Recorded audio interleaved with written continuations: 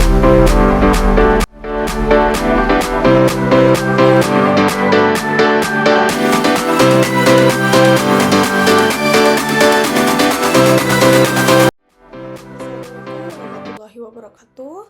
Salam semangat untuk kita semua. Robi Sohli Zodri wa Yasirli Amri wahlul uqdatam lisani yafqahu qauli. Perkenalkan, nama saya Nadia Amalia SIKOM MAP, di mana saya merupakan salah satu dosen Sains Komunikasi Fakultas Ilmu Sosial dan Ilmu Politik Universitas Juanda. Izinkan saya pada kesempatan kali ini saya akan mendeskripsikan salah satu mata kuliah, yaitu komunikasi massa. Dalam penyampaian deskripsi pelaksanaan Tridharma di bidang pembelajaran, mata kuliah ini juga merupakan mata kuliah yang wajib bagi program studi Sains Komunikasi yang berada di semester 4 dengan bobot nilai 2 SKS. Dan di sini saya akan memaparkan terkait dengan pertemuan 11, yaitu karakteristik komunikasi massa. Adapun pendekatan yang saya gunakan dalam pertemuan kali ini atau pendekatan yang saya gunakan dalam pembelajaran, yaitu pendekatan Delivery Interaction Assessment, di mana pendekatan pertama yaitu delivery, bagaimana saya mengajar dalam menyampaikan pembelajaran baik itu luring maupun daring. Bagaimana saya menjelaskan terkait interaction, di situ saya menjelaskan terkait dengan interaksi baik dalam bidang pembelajaran secara langsung maupun di luar pembelajaran. Pendekatan ini juga belajar terkait dengan bagaimana saya menggunakan pembelajaran ini secara langsung dengan pendekatan pembelajaran mahasiswa, hingga mahasiswa selalu saya libatkan. Dan juga terakhir, saya akan menjelaskan terkait assessment, bagaimana cara saya melakukan penilaian terhadap hasil kegiatan, tujuan prinsip penilaian. Saya juga melakukan bersifat edukasi yang juga diawali dengan kesepakatan bersama di pertemuan pertama, yaitu menyampaikan rencana pembelajaran di semester ini, juga menyampaikan program tulisan, dan juga komponen-komponen tugas dan juga penilaian yang disepakati oleh saya dan juga mahasiswa. Demikian yang saya sampaikan. Wallahu ya'bul haq wa huwa yahdi sabil. Wassalamualaikum warahmatullahi wabarakatuh.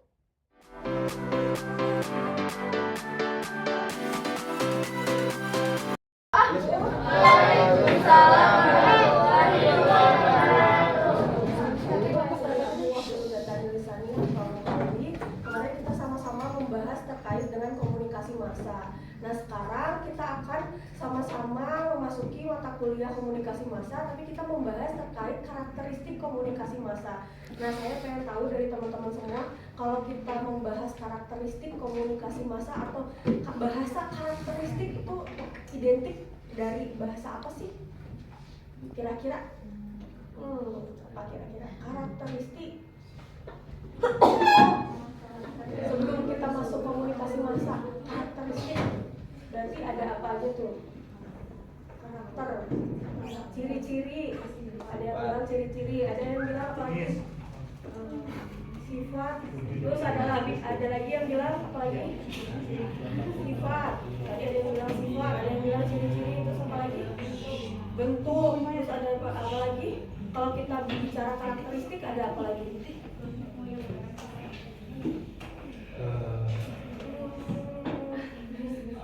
Teori. Yang pura-pura mikir, terus apa lagi? Mikir apa ya? Pura-pura mikir gitu. Serius apa? Teori, lalu apa lagi? Proses. Oke, jadi kalau berbicara komunikasi massa apa? Komunikasi massa kemarin melibatkan instansi, lalu kemudian lagi apa lagi? Media, lembaga, apa lagi? Luas jangkauannya, lalu apa lagi? Luas jangkauannya apanya nih? Audiensnya.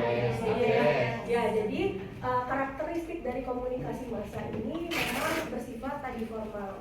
Jadi sehingga teman-teman semua, kalau misalkan teman-teman melihat atau komunikasi massa, teman-teman memproses komunikasi massa lewat media sosial, lalu kemudian lewat website, itu bisa disebut dalam konteks komunikasi massa. Apalagi teman-teman semua sudah ada dalam lingkungan instansi, gitu ya. Nah, lalu kemudian ada lagi karakteristik komunikasi massa yang belum kita sama-sama ketahui, tapi teman-teman mungkin udah sering gitu ya melihatnya. Jadi kalau karakteristik komunikasi massa, apalagi di TV, itu bersifat heterogen, teman-teman. Apa itu heterogen? Ayo, udah pernah dibahas sama teman-teman. Status, terus apa lagi? Tidak memandang kalangannya, lalu kemudian apa lagi? Suku, budaya, lalu kemudian ras, gitu ya. Jadi dalam konteks ini komunikasi bisa dicapai oleh siapapun orangnya. Jadi sifatnya adalah hak bagi semua, gitu. Makanya dulu sempat sejarahnya Indonesia juga sudah mengalami komunikasi massa, tapi bedanya dulu itu konteksnya hanya dipegang oleh lembaga-lembaga tertentu saja, gitu ya. Makanya adanya cuma stasiun TV-nya TVRI aja, gitu ya. Lalu kemudian RRI sudah cukup, gitu ya. Untuk instansi-instansi swastanya tidak ada. Nah, kemarin juga kalian udah pernah nih kunjungan. Ayo, saya mau bahas kemarin kunjungan di Promedia. Nah, kira-kira apa aja tuh yang kalian dapatkan di situ terkait perkembangan yang menjadi pembeda antara media massa lalu sama media massa sekarang? Karakteristiknya apa aja nih pembedanya? Satu, apa? Medianya. Kenapa medianya beda?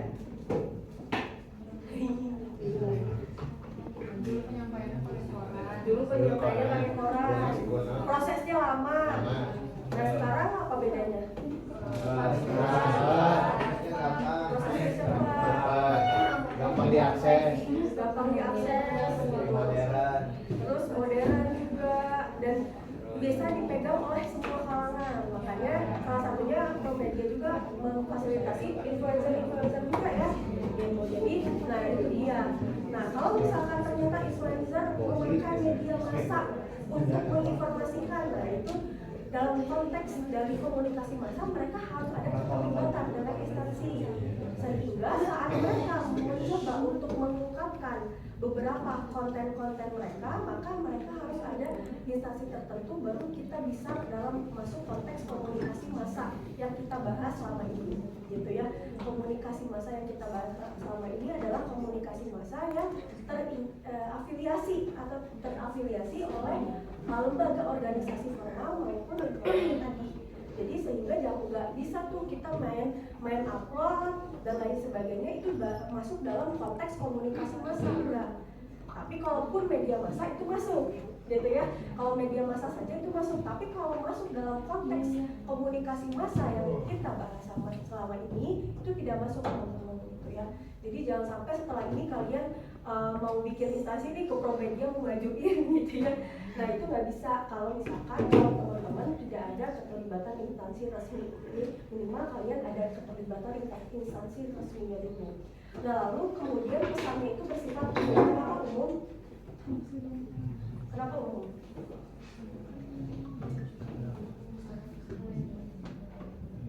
Karena enggak ya, karena komunikasi massa itu tidak boleh ada keterlibatan kelompok-kelompok tertentu. Makanya kadang-kadang informasinya itu bersifat umum. Nah, gitu. Jadi jangan sampai nih ada berita atau ada press release tapi kita tertuju kepada satu orang, gitu ya. Nah, itu bersifat umum di sini. Nah, biasanya juga beberapa komunikasi massa ataupun gimana tuh kalau ada berita mengincar hanya program-program tertentu, gitu misalkan, tetap saja di situ ada kalimat bersifat umum. Biasanya mereka mengatasnamakan rakyat dan lain sebagainya, gitu. Tetap bersifatnya umum. Nah, lalu kemudian komunikasi berlangsung satu arah. Kenapa satu arah? Feedback. Tapi sekarang bedanya apa?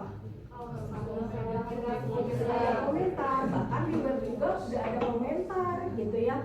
Terus sekarang itu jurnalis warga itu udah bebas banget, teman-teman ya. Sekarang jurnalis warga itu teman-teman juga udah bisa bikin sendiri jurnalis warga itu. Ada tahu kan jurnalis warga? Apa itu jurnalis warga? Apa ini yang malu-malu? jurnalis warga. Warga yang menjadi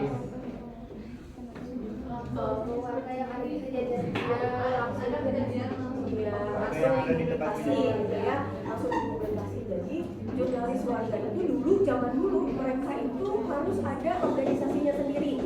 Nah sekarang itu siapapun bisa membuat, siapapun bisa menjadi informan kita gitu, bahan kita untuk membuat informasi atau membuat sebuah berita. Nah makanya keakuratannya seperti apa, dan itu harus berdasarkan fakta, faktanya seperti apa. Nah kita melihat kesaksian-saksian, masih misalkan dalam video dan lain sebagainya. Nah seperti itu. Lalu kemudian apa lagi?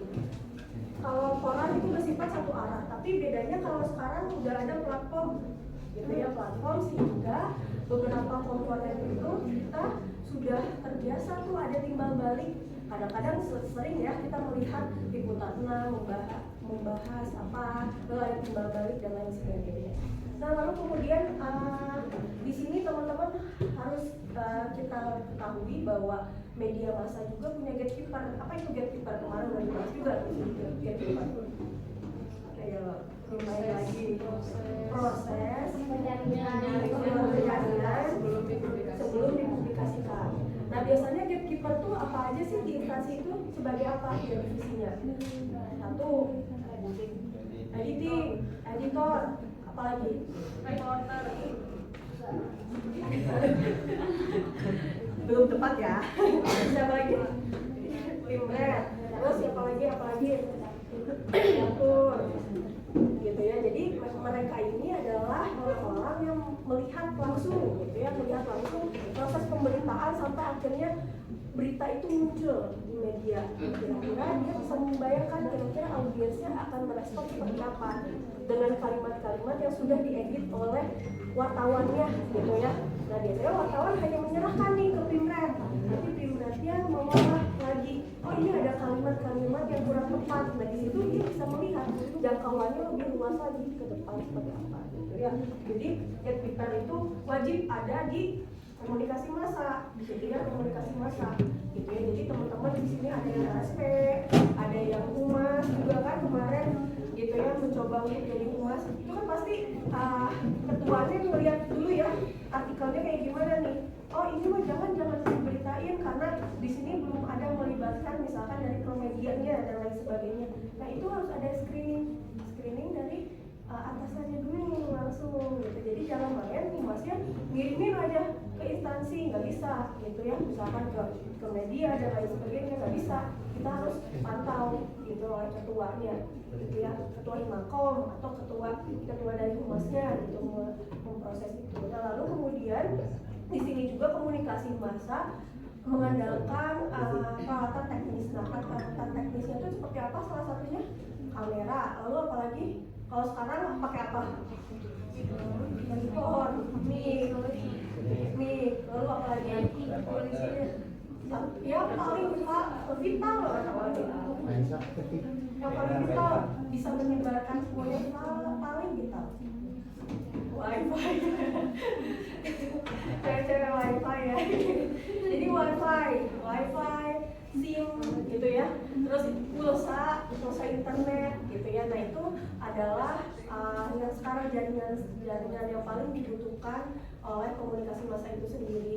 Karena kita nggak bisa kalau nggak punya wifi, nggak punya internet, mempublikasikan juga susah ya gitu. Nah makanya saat mati lampu kemarin tuh, giliran mati lampu biasanya tuh turun tuh sinyalnya. Nah biasanya susah gitu kita mengupload video atau foto. Nah di sini juga komunikasi massa juga berperan penting untuk mengkontrol massanya itu sendiri. Teman-teman kemarin udah pernah melihat ya di sana langsung gitu orang-orang pro media kayak gimana tuh. Mereka mengkontrol semuanya gitu ya. Jadi komponennya itu udah bukan jurnalistik dan PR aja sekarang itu. Komunikasi massa itu ada yang bikin konten siapa, yang bisa edit video siapa. Jadi lebih banyak lagi konteksnya, udah nggak PR dan jurnalistik lagi. Jadi teman-teman bahkan kemarin kalian memproses dong, saya coba untuk Teh Nadia kemarin sempat ya ngasih materi terkait dengan, jadi yang kelemahan sekarang itu adalah kurangnya empati saat permasalahan muncul, adalah kita tidak ada narasi empati dulu di awal. Kadang-kadang kita main klarifikasi aja Kak, jadi akhirnya masyarakat nggak ada yang mau dengar. Nah di sini strategi kita itu rata-rata udah pada tepat. Yang paling utamakan adalah empati. Jadi gimana caranya kita berusaha untuk berada di posisi mereka. Nah itulah orang komunikasi gitu. Jadi yang kemarin disampaikan sama Teh Nadia kemarin itu kalian sudah melakukan semuanya di sini. Sudah pernah melakukan presentasi di sini juga, tapi skalanya masih kecil karena kalian belum melibatkan dana, biaya dan lain sebagainya. Tapi kalau udah melibatkan dana, kira-kira kita mau bikin acara apa ya? Kira-kira yang bisa membalikkan isu itu, gitu ya. Kan isu terkait apa ya? Penyebaran fitnah dan lain sebagainya. Nah kira-kira mau apa ya? Kira-kira yang bisa membalikan nama baik Universitas Juanda misalkan. Nah, dengan cara konferensi pers misalkan. Nah salah satunya yang kemarin saya kayaknya udah pernah bahas ini berulang. Kemarin itu ada kejadian juga gitu ya, dimana waktu itu zamanan cyanida, terus ada mahasiswa Unida yang meninggal karena kopi di tempat juga karena minum americano gitu. Nah posisinya di situ lagi booming banget kopi cyanida dan banyak sekali wartawan datang. Nah gimana prosesnya di situ? Kita harus berempati dulu, kita harus tanyakan ke pihak yang bersangkutan yang jadi korban, boleh nggak namanya diliput dan boleh nggak penyakitnya disebutkan dan lain sebagainya. Itu kan harus kita tanyakan ke keluarganya. Kita nggak, siapa tahu ada orang yang nggak mau anaknya tuh kena penyakit terus disebutkan gitu ya. Akhirnya kami menjelaskan gitu ya, oh anak saya itu anak dari mahasiswa Universitas Juanda itu terkena asam lambung gitu ya, sehingga dia tidak bisa memproses itu gitu ya saat minum kopi, akhirnya jadi meninggal di tempat karena serangan jantung tadi, udah lama komplikasi gitu ya. Jadi langsung keluar busa saat itu juga. Jadi kesannya tuh emang emosi banget di situ beritanya tuh. Jadi banyak banget wartawan kesini saat itu. Tapi gimana caranya memutarbalikkan tapi tidak mencemarkan siapapun gitu ya, nama baik siapapun di situ.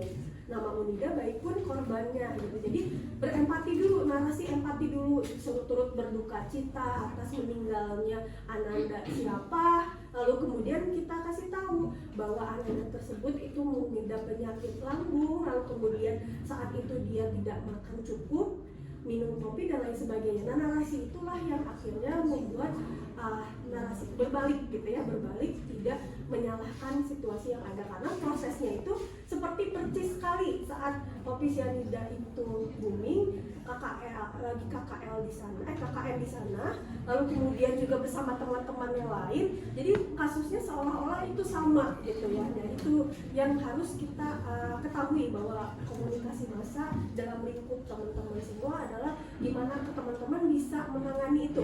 Orang-orang komunikasi, sarjana komunikasi itu harus paham menangani itu. Jadi nanti mungkin kalian menjadi humas, menjadi editor dan lain sebagainya, mungkin akan merasakan, oh ini ya kira-kira teknisnya tuh caranya seperti ini. Oh harus strateginya kira-kira yang mampu untuk kita memutarbalikkan kejadian yang tadinya negatif jadi positif ini membutuhkan biaya sekian gitu. Nah itu kita harus memikirkan, orang-orang PR tuh harus memikirkan itu. Teman-teman mungkin di sini juga udah ngalamin PR ya, strategi PR, Strakom gitu. Strakom juga udah pernah gitu, strategi peso dan lain sebagainya. Itu salah satu bagaimana kita menangani sebuah permasalahan di sebuah instansi, organisasi, itu akan berbalik gitu kan. Kayak isu-isu sekarang kan BEM dan lain sebagainya kan isunya jadi agak gimana ya, karena ada demo dan lain sebagainya. Gimana caranya mahasiswa bisa memutarbalikkan itu namanya menjadi lebih baik lagi. Nah itu juga salah satu strategi kalian di organisasi pun bisa gitu ya. Gimana sih Himakom tuh biasanya kayak gimana sih gitu ya. Terus masa dia bikin acara di pas mata kuliah siapa terus dari dosen ke dosen tuh akhirnya banyak sekali omongan, oh ini Himakom kenapa bikin acaranya setiap ada mata kuliah mulu ya gitu misalkan. Nah gimana kalian mengklarifikasi itu agar namanya kembali lagi kan itu punya strategi juga. Nah komunikasi juga di situ masuk ke situ, gimana caranya itu bukan berkelit tapi gimana caranya nama baik kalian itu bisa kembali lagi gitu dari masalah-masalah yang udah ada. Nah komunikasi massa itu juga berperan di situ, jadi bukan hanya stratkom aja tapi komunikasi massa juga berperan di dalam strategi komunikasi dan juga PR gitu. Nah lalu kemudian di sini ada komunikasi serempak. Nah, maksudnya serempak di sini ada informasinya disampaikan secara luas dan tidak berlini ke satu kelompok saja gitu ya, kecuali memang frekuensi radio dan lain sebagainya ya, frekuensi. Nah ini bagaimana komunikasi yang serempak ini kadang-kadang menimbulkan banyak sekali konteks negatif gitu ya, konteks negatif, dan kita tidak bisa mengontrol audiens kita tuh mau beranggapan seperti apa biasanya gitu ya. Makanya kita bisa mengontrol itu lewat narasi. Nah makanya kemarin kalian sudah pernah menyampaikan juga dari strategi komunikasi massa gitu ya, cara menyampaikannya seperti apa gitu ya. Nah ini mungkin teman-teman sudah pernah dibahas kemarin bahwasanya komunikasi massa itu kita belajar terkait audiens gitu ya. Kita harus tahu audiens itu kira-kira inginnya seperti apa gitu. Lalu kemudian menjadi alat utama komunikasi dalam menyampaikan strategi gitu ya. Strategi kira-kira strategi nama baik untuk menimbulkan nama baik, juga membantu masyarakat bersifat demokrasi gitu ya. Nah lalu kemudian di sini juga ada teori sosial, teori kultural, teori normatif. Ini juga sudah pernah kita bahas gitu ya di materi-materi sebelumnya, bahwasanya teori sosial itu bagaimana komunikasi massa itu secara empiris disampaikan, lalu kemudian hipotesis dan metode efek komunikasi massa itu jelas adanya gitu ya, ada efek audiensnya seperti apa tanggapannya dan lain sebagainya gitu ya. Lalu kemudian juga ada teori kultural, gimana komunikasi visual, film, poster dan lain sebagainya itu masuk dalam konteks komunikasi massa. Bagaimana ada pesan, ada visual yang disampaikan. Nah kemarin kan sempat dikasih tahu juga ya, ada teori, ada film-film waktu kalian proses tuh semester 2 bikin film ya, pernah ya semester 2 bikin film terkait macam-macam tuh dikasih temanya sama Bu Maria gitu ya. Bagaimana komunikasi massa itu bisa memproses itu dari mulai tahapan naskah sampai akhirnya kalian men-shoot video. Itulah bagian dari proses komunikasi massa. Kira-kira dialog apa yang ingin kalian sampaikan gitu kan, di situ kan dialognya tuh hotnya tuh di mana nih, klimaks kata-kata yang mau disampaikan itu apa, di mana, di menit berapa. Nah itu kan kalian sudah memikirkan dari narasinya pun gitu ya. Nah itu udah proses, kalian sudah bisa gitu membuat media massa itu sendiri. Maka dari itu, dari UAS ini mungkin kalian nanti akan membuat video dari situ gitu ya, dari proses itu dijadikan salah satu proses dari komunikasi massa. Nah teori dari karakter ini itu beragam. Yang pasti adalah teman-teman perlu adanya imajinasi gitu ya. Jangan sampai kalian membuat narasi tapi nggak ada imajinasinya, nanti bingung kira-kira tempatnya di mana, lokasinya apa, terang atau enggak gitu ya. Misalkan kita di cuaca hari yang cerah tapi diawali dengan posisi kalian ada di ruangan gitu ya. Nah itu jangan sampai ada narasi seperti itu tapi posisinya kalian di ruangan gitu ya, itu kan konteksnya beda gitu ya, beda gitu. Nah jangan sampai seperti itu. Nah yang pasti juga teori normatif, sehingga media itu harus beroperasi sesuai dengan nilai sosial tertentu.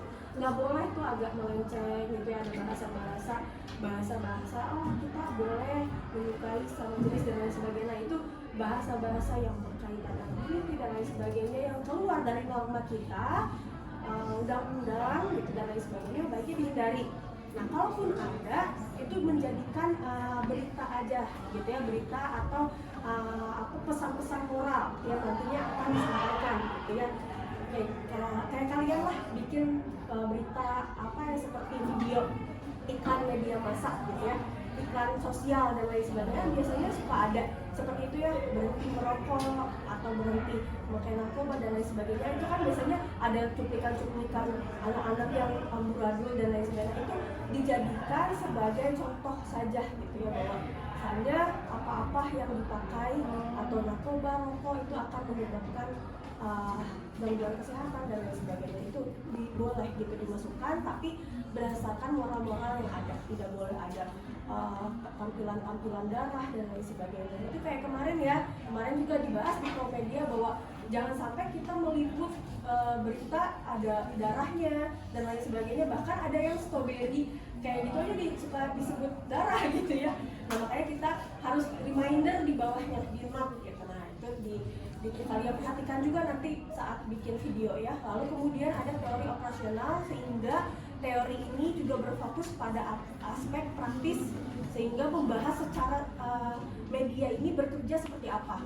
Kemarin kalian sudah memproses seperti halnya kalian membuat narasi dulu, lalu kemudian dari narasi membayangkan lokasinya di mana gitu ya, di suasana yang cerah, berarti di luar, di lapangan gitu. Terus ada objeknya siapa aja nih, ada aktornya 2 orang gitu ya, misalkan si A dan si B. Nah itu kalian harus membayangkan gitu, mengimajinasikan itu.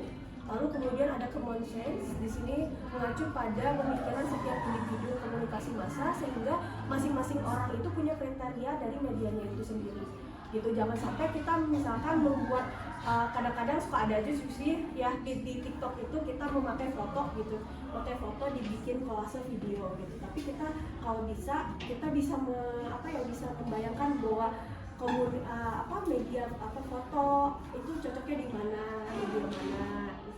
Contohnya ya, foto itu kan biasanya di feed Instagram, video pendek itu biasanya di TikTok, kan itu udah biasa lah, kalian lebih jago dari itu gitu. Jadi bagaimana teman-teman itu paham konteks video khas Instagram dan juga khas TikTok itu seperti apa. Nah mungkin nanti kita akan membahas itu juga di nanti kalian KKL, nanti udah beres liburan ini kalian KKL udah mulai tuh, udah bisa kalau misalnya ditanya bisa nggak bikin video konten, pasti di sini komunikasi harus bisa jawab bisa, karena sehari-hari kalian tugasnya itu gitu ya.